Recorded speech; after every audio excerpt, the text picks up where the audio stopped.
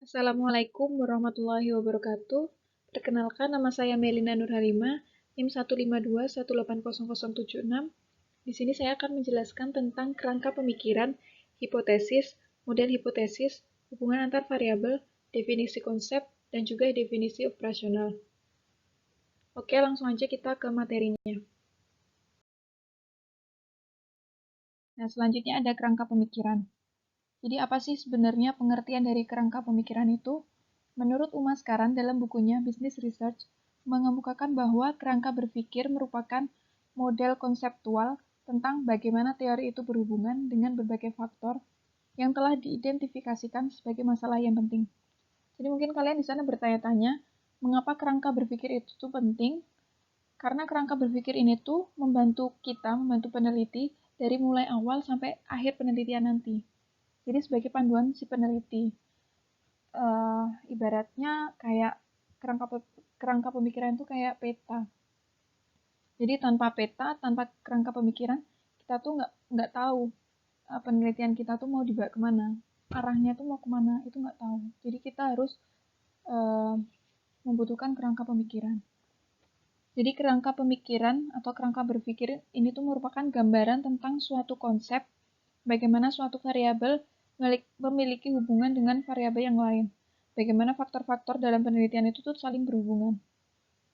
Kerangka berpikir yang baik itu ketika mampu menjelaskan secara teoritis hubungan antar variabel yang satu dan juga yang lain. Hubungan antar variabel independen dan dependen atau mungkin variabel yang lain. Nah, itu nanti kita sebutkan kenapa kita tuh harus mencantumkan variabel itu dan juga dari siapa variabel itu tuh berhubungan seperti itu. Nah, misalnya pengaruh kualitas produk terhadap kepuasan konsumen. Nah, itu kan ada dua variabel. Variabel dependennya kepuasan konsumen, variabel independennya kualitas produk. Nah, seorang peneliti itu harus bisa menjelaskan bagaimana dia itu memiliki pikiran kenapa sih kepuasan konsumen itu bisa dipengaruhi oleh kualitas produk. Nah, tentunya akan didukung dengan teori-teori untuk memperkuat argumen kita tadi ketika kita menghubungkan kedua variabel tersebut. Nah, contohnya, jika motivasi kerja tinggi, maka tingkat produktivitas kerja tinggi. Itu namanya kerangka berpikir, seperti itu.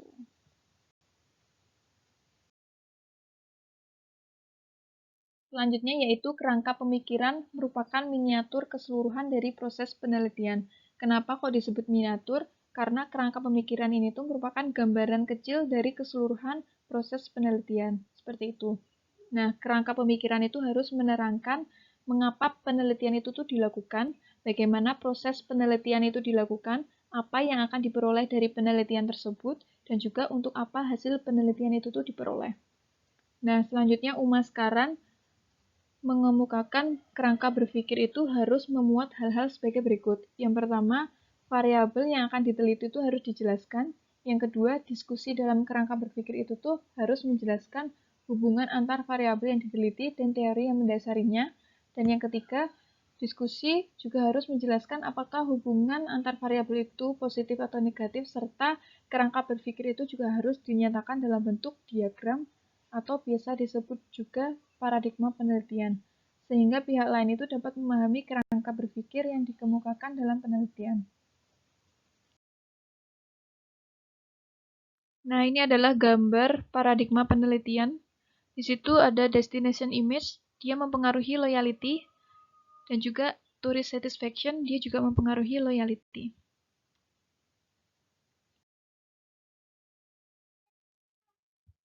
Selanjutnya, kita masuk ke hipotesis. Jadi, apa sih pengertian hipotesis itu? Hipotesis merupakan jawaban sementara terhadap rumusan masalah penelitian. Oleh karena itu, rumusan masalah penelitian biasanya disusun dalam bentuk kalimat pertanyaan. Nah, terus kenapa sih hipotesis itu dikatakan sebagai jawaban sementara? Dikatakan sementara karena jawaban yang diberikan itu baru didasarkan pada teori saja, belum didasarkan pada kondisi kenyataan yang terjadi di lapangan. Bisa saja hipotesis yang kita ajukan itu ditolak, dan bisa juga hipotesis yang kita ajukan itu diterima, seperti itu. Nah, hipotesis dalam penelitian itu menjadi penting setidaknya ada dua alasan yang mengharuskan penyusunan hipotesis. Yang pertama, mempunyai dasar kuat untuk menunjukkan bahwa peneliti telah mempunyai cukup pengetahuan untuk melakukan penelitian di bidang itu. Dan yang kedua, memberikan arah pada pengumpulan dan penafsiran data. Jadi hipotesis itu dapat menunjukkan kepada peneliti prosedur apa yang harus diikuti dan jenis data apa yang harus dikumpulkan. Seperti itu. Dalam penelitian, perlu dibedakan pengertian hipotesis penelitian dan juga hipotesis statistik. Jika hipotesis penelitian itu berarti hipotesis itu dirumuskan secara naratif berdasarkan kerangka berpikir penelitian dan dilandaskan teori yang telah dipilih. Contoh hipotesis penelitian yaitu terdapat hubungan yang positif antara kualitas produk dengan keputusan pembelian misalnya, seperti itu. Nah, jika hipotesis statistik, dia dirumuskan secara matematis dalam bentuk dua kalimat matematika, yaitu HO dan HA. 0 berarti tidak ada hubungan, tidak sama dengan 0 berarti lebih besar atau kurang dari 0, berarti ada hubungan, dan P merupakan korelasi dalam formulasi yang dihipotesiskan, seperti itu. Oke, selanjutnya ada kegunaan hipotesis. Jadi apa sih kegunaan hipotesis itu? Yang pertama, hipotesis itu memberikan penjelasan sementara tentang gejala-gejala serta memudahkan perluasan pengetahuan dalam suatu bidang. Jadi, hipotesis yang telah terencana dengan baik itu akan memberikan arah dan mengemukakan penjelasan-penjelasan. Karena hipotesis itu dia dapat diuji dan divalidasi melalui penyelidikan ilmiah, maka hipotesis itu dapat membantu kita untuk memperluas pengetahuan seperti itu. Lalu yang kedua, hipotesis memberikan suatu pernyataan hubungan yang berlangsung dapat diuji dalam penelitian. Saya tekankan sekali lagi, pertanyaan tidak dapat diuji secara langsung. Penelitian itu memang dimulai dengan suatu pertanyaan, tapi hanya hubungan antar variabel-variabel sajalah yang dapat diuji. Seperti itu. Nah, yang selanjutnya adalah hipotesis memberikan arah kepada penelitian. Secara sederhana, hipotesis itu menunjukkan kepada peneliti apa yang harus dilakukan. Fakta-fakta yang harus dipilih dan diamati adalah fakta yang ada hubungannya dengan pertanyaan tertentu. Seperti itu. Dan yang terakhir itu ada hipotesis memberikan kerangka untuk melaporkan kesimpulan-kesimpulan penyelidikan. Jadi hipotesis itu akan sangat memudahkan peneliti kalau ia mengambil hipotesis secara terpisah dan menyatakan kesimpulan yang relevan dengan hipotesis itu. Nah, selanjutnya ada syarat hipotesis. Hipotesis merupakan suatu pernyataan yang penting kedudukannya dalam penelitian. Oleh karena itu, peneliti itu dituntut kemampuannya untuk merumuskan hipotesis ini dengan jelas. Ini ada 3 syarat hipotesis. Yang pertama adalah hipotesis harus dirumuskan dengan singkat tetapi jelas. Lalu yang kedua, hipotesis harus dengan nyata menunjukkan adanya hubungan antar dua variabel atau lebih. Kemudian hipotesis harus didukung oleh teori-teori yang dikemukakan oleh para ahli atau hasil penelitian yang relevan. Seperti itu. Lalu jenis hipotesis. Hipotesis dapat dibedakan menjadi beberapa jenis tergantung dari pendekatan dalam membaginya. Hipotesis dapat dibagi sebagai berikut. Yang pertama itu adalah hipotesis hubungan dan perbedaan. Hipotesis dapat kita bagi dengan melihat apakah pernyataan sementara yang diberikan adalah hubungan atau perbedaan. Hipotesis tentang hubungan adalah pernyataan rekaan yang menyatakan tentang saling berhubungannya antara dua variabel atau lebih. Sebaliknya, hipotesis yang menjelaskan perbedaan menyatakan adanya ketidaksamaan antar variabel tertentu yang disebabkan oleh adanya pengaruh variabel-variabel yang berbeda-beda. Nah, selanjutnya adalah hipotesis kerja dan hipotesis nol. Dengan melihat cara pandang seorang peneliti menyusun pernyataan dalam hipotesisnya, hipotesis dapat dibedakan menjadi hipotesis kerja atau HA dan nol atau H0. Biasanya perumusan hipotesis ini ditandai dengan ada pengaruh, ada hubungan, atau juga ada perbedaan. Jika hipotesis H0 pasti didahului dengan kata tidak, dan sebaliknya. Apa sih pengertian dari H0 dan juga HA? HA merupakan hipotesis kerja atau juga bisa disebut hipotesis awal, hipotesis asli. Hipotesis kerja yaitu hipotesis dari hasil kajian teori-teori baik buku maupun jurnal. Biasanya HA bisa ditulis H1, H2, H3, dan seterusnya. Dan sedangkan H0 merupakan hipotesis nol, merupakan lawan dari hipotesis kerja atau pengingkaran dari HA. Biasanya ditandai dengan kata tidak.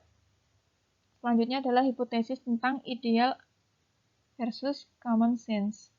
Hipotesis seringkali menyatakan terkaan tentang dalil dan pemikiran bersahaja dan common sense atau akal sehat. Hipotesis ini biasanya menyatakan hubungan keseragaman kegiatan terapan. Sebaliknya, hipotesis yang menyatakan hubungan yang kompleks dinamakan hipotesis jenis ideal. Nah, hipotesis ini tuh bertujuan untuk menguji adanya hubungan logis antara keseragaman pengalaman empiris. Hipotesis ideal adalah peningkatan dari hipotesis analitis. Seperti itu.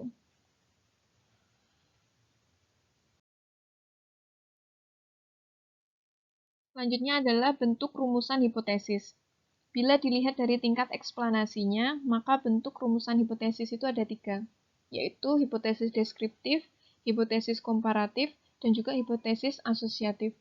Hipotesis deskriptif itu merupakan jawaban sementara terhadap masalah yang deskriptif, yaitu yang berkenaan dengan variabel mandiri atau tunggal. Jadi variabelnya itu hanya ada 1. Contohnya adalah rata-rata pengunjung menghabiskan waktu berkunjung selama 4 jam di wisata A. Seperti itu. Nah, selanjutnya adalah hipotesis komparatif. Hipotesis komparatif adalah jawaban sementara terhadap rumusan yang komparatif. Jadi sifatnya itu membandingkan. Pada hipotesis ini, variabelnya sama tetapi sampel atau populasinya itu berbeda. Contohnya, terdapat perbedaan pendapatan buruh bangunan antara penduduk di desa dengan penduduk di kota. Jadi, dia membandingkan antara penduduk di desa dan juga penduduk di kota. Nah, itu namanya hipotesis komparatif. Nah, selanjutnya adalah hipotesis asosiatif. Hipotesis asosiatif ini merupakan jawaban sementara terhadap rumusan yang asosiatif, yaitu menanyakan hubungan antar dua variabel atau lebih. Contohnya misalnya, semangat kerja karyawan itu berpengaruh positif terhadap produktivitas perusahaan. Jadi itu kan ada 2 variabel kan, semangat kerja dan juga produktivitas karyawan. Nah, itu yang disebut hipotesis asosiatif seperti itu. Selanjutnya ada model hipotesis. Jadi, jika model penelitian itu dia harus menunjukkan X1, X2, Z, dan Y, sedangkan model hipotesis itu dia harus menunjukkan adanya H1, H2, H3, dan seterusnya. Kalian bisa lihat di PowerPoint itu ada gambar variabel destination image, itu dia mempengaruhi tourist satisfaction. Itu disebut H1. Lalu tourist motivation, itu dia mempengaruhi tourist satisfaction. Nah, itu disebut H2. Terus destination image, itu dia mempengaruhi tourist loyalty melalui tourist satisfaction, itu dia disebut H3. Lalu tourist motivation, dia mempengaruhi tourist loyalty melalui tourist satisfaction, itu disebut H4. Sedangkan H5-nya, tourist satisfaction, itu dapat mempengaruhi tourist loyalty. Nah, itu H5. Jadi itu yang dinamakan model hipotesis. Pembahasan yang selanjutnya adalah hubungan antar variabel. Pada hakikatnya, inti dari setiap kegiatan penelitian ilmiah adalah mencari hubungan antar variabel. Hubungan yang paling dasar adalah hubungan antar variabel independen dengan variabel dependen, X dengan Y. Hubungan antar variabel independen dan dependen dalam penelitian yaitu sebagai berikut. Nah, itu ada 3. Yang pertama itu adalah hubungan simetris atau korelasi. Jadi hubungan simetris atau korelasi itu tidak disebabkan atau dipengaruhi oleh variabel lainnya. Misalnya ada variabel A dan variabel B. Jadi antara variabel A dan variabel B itu tidak disebabkan dan tidak saling mempengaruhi. Nah, yang selanjutnya adalah hubungan timbal balik kausal atau 2 arah. Di mana satu variabel dapat menjadi sebab dan akibat dari variabel lainnya. Misalnya, contohnya adalah hubungan antara motivasi belajar dengan minat membaca. Jadi antara variabel motivasi belajar dan variabel minat membaca itu saling mempengaruhi. Motivasi belajar dia dapat mempengaruhi minat membaca, begitu pula sebaliknya, minat membaca dapat mempengaruhi motivasi belajar. Nah, itulah yang dinamakan 2 arah. Jadi dia saling mempengaruhi. Dapat menjadi sebab dan juga dapat menjadi akibat. Seperti itu. Dan yang selanjutnya adalah hubungan asimetris. Nah, hubungan asimetris di sini sifatnya itu hanya satu arah. Kebalikan dari hubungan timbal balik. Kalau hubungan timbal balik dia dua arah, kalau hubungan asimetris ini hanya satu arah aja. Misalnya contohnya adalah tingkat pendidikan itu mempengaruhi pola hidup sehat, seperti itu. Selanjutnya ada definisi konsep. Jadi pengertian definisi konsep adalah sebuah definisi yang menjelaskan tentang karakteristik suatu masalah yang akan diteliti. Jadi definisi ini tuh masih berupa konsep dan maknanya itu masih abstrak. Walaupun secara intuitif itu kita masih bisa memahami, tapi makna dari suatu variabelnya itu tuh masih abstrak seperti itu dan belum bisa diukur. Selanjutnya ada definisi operasional.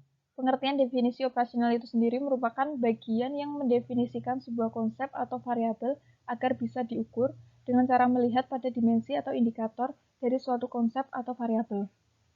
Nah, dimensi atau indikator itu dapat berupa perilaku, aspek, sifat, atau karakteristik. Definisi operasional bukan berarti definisi seperti yang terlihat pada teori yang ada di buku atau teks, namun lebih menekankan kepada hal-hal yang dapat dijadikan sebagai ukuran atau indikator dari suatu variabel yang tidak abstrak namun mudah diukur atau diamati. Jadi, kalau definisi konsep itu tadi maknanya itu masih abstrak, nah kalau definisi operasional itu sendiri dia udah bisa diukur, seperti itu. Ini ada contoh penerapan dari definisi konsep dan operasional. Sebagai contohnya itu haus. Haus itu kan masih abstrak ya, jadi abstrak itu tuh dia belum bisa diukur dan juga nggak bisa diamati, nggak bisa dilihat, kayak gitu. Karena haus menurut orang itu kan beda-beda kan. Nah, haus ini menggambarkan bagaimana konsep abstrak dioperasionalisasikan menggunakan elemen yang dapat diamati dan diukur. Seperti misalnya jumlah minuman yang digunakan orang untuk memuaskan haus mereka. Jadi misalnya si A ini dia menghabiskan 2 gelas untuk memenuhi rasa haus, si B menghabiskan 3 gelas untuk memenuhi rasa haus. Nah, itu kan berarti bisa diukur kan, bisa dilihat. Nah, kalau kata haus itu sendiri kan masih abstrak, dia dia maknanya itu masih umum, masih abstrak. Kita nggak tahu ukuran yang digunakan untuk mengukur rasa haus itu sendiri. Nah, makanya konsep haus itu dia dioperasionalisasikan jadi jumlah minuman yang digunakan orang untuk memuaskan haus mereka. Sedangkan hanya satu item yang dibutuhkan untuk mengukur rasa haus, yaitu berapa banyak minuman yang kamu minum untuk memuaskan rasa hausmu. Contoh yang lain misalnya kita akan mengoperasionalkan konsep motivasi berprestasi. Nah, berikut tabelnya. Jadi variabelnya tadi motivasi berprestasi, terus definisi konseptualnya yaitu motivasi berprestasi diidentifikasikan sebagai dorongan untuk mengerjakan sesuatu lebih baik daripada orang lain guna menggapai seperangkat standar, mencoba dengan sangat keras agar berhasil.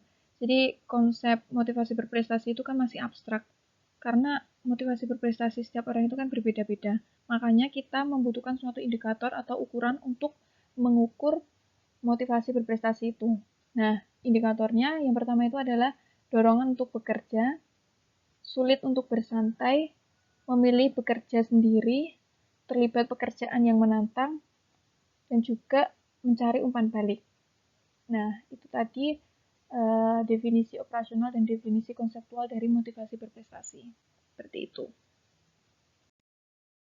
Itu tadi penjelasan mengenai kerangka pemikiran, hipotesis, model hipotesis, hubungan antar variabel, definisi konsep, dan juga definisi operasional.